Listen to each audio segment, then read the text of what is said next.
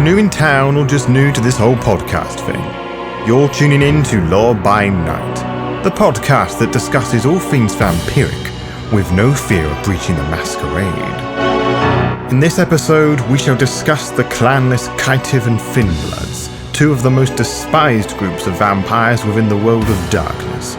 We shall discuss their origins, motives, and what sort of cultures these kindred live.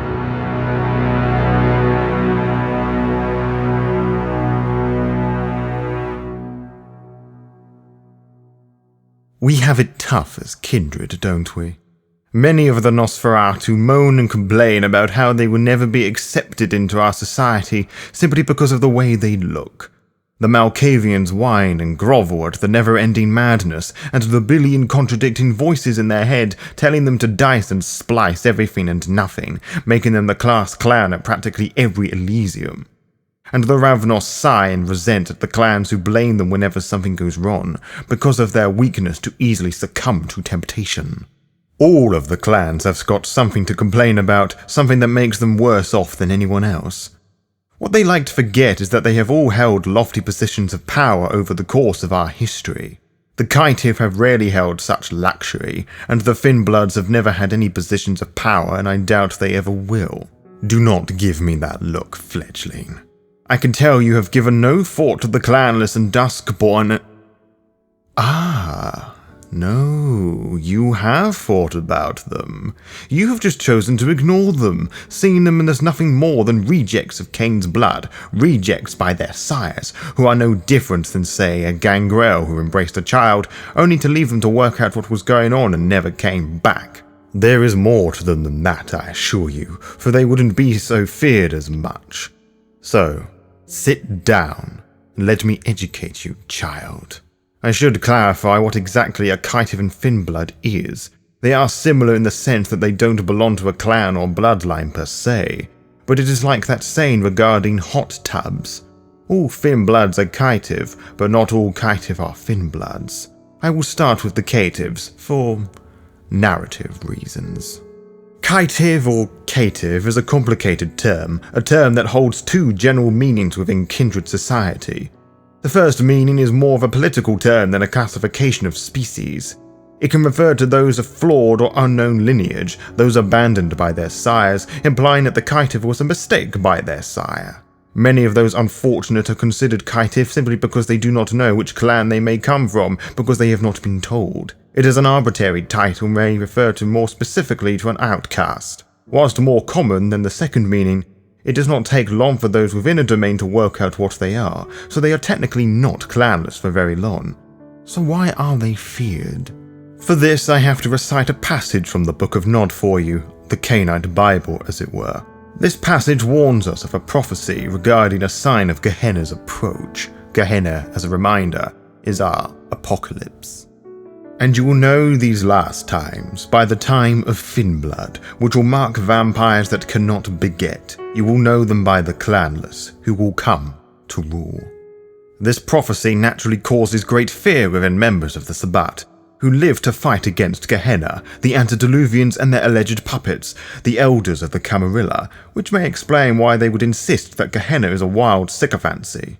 And yet, if you were to ask such elders regarding their opinions regarding the clanless, most would view them with great disdain, laughing at the idea that a runt could ever rule kindred society. Such elders have not met Mukhtar Bey, who has been the Prince of Cairo since the 14th century. He is not aligned with the Camarilla, mind you, or the Sabbat, or the Anarchs. He has ruled Cairo as a free city without pledging allegiance to one of the great vampire sects, allowing kindred of every clan and heritage within its boundaries, except for the Giovanni due to an ancient agreement with one of the last Cappadocians, but that is a conversation for another time, perhaps.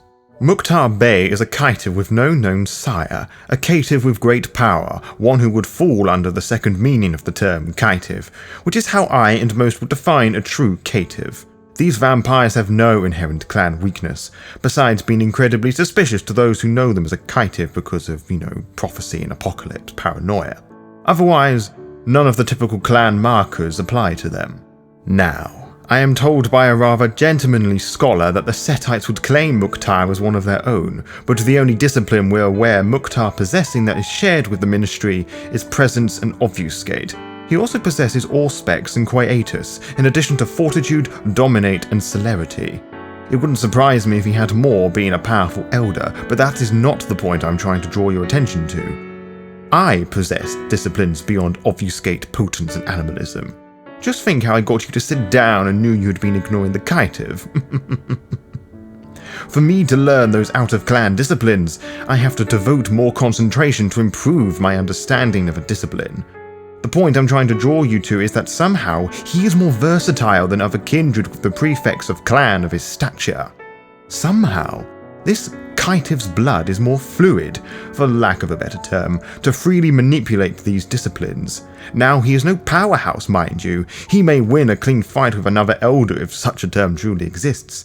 He has the capacity to learn any discipline as easily as any clan would learn their main free. That is the gift of the Caitiff. To learn any discipline without restrictions. Don't you find this fascinating? How the Vitae can dilute so much that the Semitsi are not the only ones to master Vicitude, the Ravnos chemistry, or the Tremere thaumaturgy. With a bit more thought, you can see how this can be frightening, but just hold on to that thought for a moment. No one is certain how the Caitiff came into being, if it is truly possible to find a point of origin to a mongrel. Some speak of the Stone Man, who allegedly is still active in the modern Knights. Some stories claim that he is successfully diabolized in Antediluvian, whilst others say that he is a lost member of the second generation who travelled into the Orient. Presuming he exists and is still active as the myth dictates, he would have first-hand knowledge of Carthage, the Anak Revolt, and similar events in Kindred history. Although you don't need to be a second-generation vampire to experience all of those, I can tell you that from experience. Beckett would insist that he has met him, but I am all too skeptical about this encounter. What I do know is that there was both a baby boom and a Caitiff boom following the Second World War, in addition to the conflict the Third Sabbat Civil War, where Caitiff Joseph Panda demanded the Caitiff were their own clan.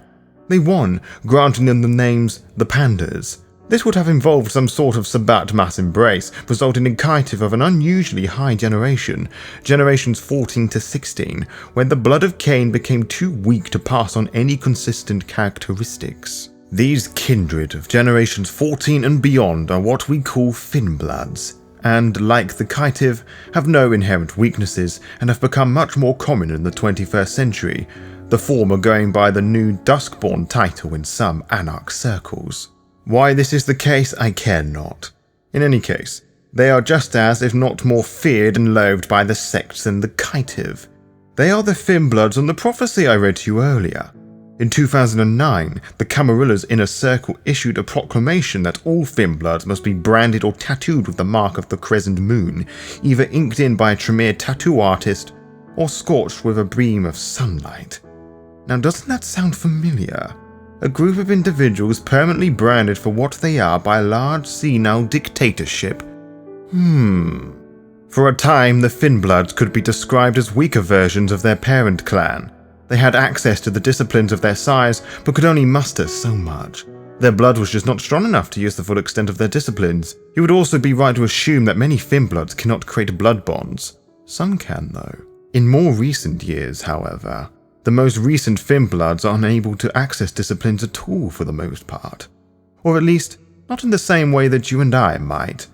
Finbloods are still vampires and require vitae to survive. They can learn disciplines through the different resonances of the blood they feed on, just like you may enhance a discipline of yours with a given resonance type. Like Kindred proper, Finbloods can enter a frenzy, but only if provoked by supernatural means, such as the strong use of animalism, for example. Finbloods have also pioneered their own breed of alchemy that can allow them to mimic disciplines, to fly, to awake a vampire deep in torpor, or even change their own gender. But wait, there's even more to be resentful about. Some Duskborn can walk in the sunlight, eat food, regular food, and have a beating heart. And these merits aren't dependent on generation either. A Generation 16 kindred may have the resilience of a regular kindred, but may not be able to dine at their favourite restaurant, whilst a Generation 15 Finblood can't do any of those things, but has super weak teeth, meaning that the kindred has to... Oh my... Is that a tear? A bloody red ruby trickling down your cheek? I forget how new you are to all of this. Now imagine how difficult it must be for them to cope with, knowing that they are neither fully human and not fully vampire, how they can't fit into either society, so stop feeling sorry for yourself, fledgling, and wipe your eyes. Now, if you are the sort of Cainite who believes in Gehenna, you may have good reason now to get rid of them beyond Cainite superstition. As I said earlier, the Camarillas still don't believe they are a threat, and yet despise them all the same. Fools, the lot of them! They may not well believe in Gehenna, but they do fear the Finbloods and the Caitiff. The reason being is rather simple. They are unpredictable. This Finblood alchemy is a rather new invention, something that many of us proper Kindred barely understand, and given the fact that some can walk in the sun, they are undeniably dangerous. They also have the potential of being invaluable to the fight against the Second Inquisition, who are the real threat to our society at the moment. The Caitiff, who are very similar to the Finbloods, are also just as unpredictable because there is no clan stereotype to fall into, with the added strength of being a fully fledged vampire. For example, a Bruja is typically easy to spot: leather jacket, torn jeans, buzz caps, angry little bastards who are quick to frenzy. Ventrue, a little bit more challenging but easy to spot nonetheless. They are usually suited and booted and like to tell everyone how much money they have. If in doubt, give them something to eat. If they decline, it is probably not their usual preference and you have found your blue blood well done. Now, a Caitiff may act like a Bruja or dress like a Ventrue or vice versa. You know what their disciplines are and how to deal with them, the Bruja and the Ventrue, I mean. But what happens when this vampire who dresses and holds himself like a Bruja or Ventrue starts using, I don't know, obtenebration, serpentis, and necromancy in quick succession? How do you propose you deal with that? No clan has those three improvised examples of mine. Do I believe in Gehenna? In a sense, yes. We don't know what happened to all of the antediluvians, and even what we do know could just all be lies and superstitions created by the clan's scholars before us. Some may be in torpor, who may wake and try and devour us all, whilst others may be very active in the modern nights. Perhaps one or two of them are chained up somewhere, wanting to break free. If any kindred will destroy us, it will be them, presuming the Second Inquisition doesn't get to us first. Do I believe that the end of the world will be caused by Finbloods and Caitiff? No. But they do have the power to turn the tide of our society. Whether it will be for the better or for worse is down to the proper Kindred to decide. To be kept updated, follow the Law by Night VTM Twitter and Instagram pages to find out when we will upload each episode. You can also find out by subscribing to the YouTube channel and clicking on the little bell, as you'll be immediately notified when the latest episode is live. Until next time, farewell.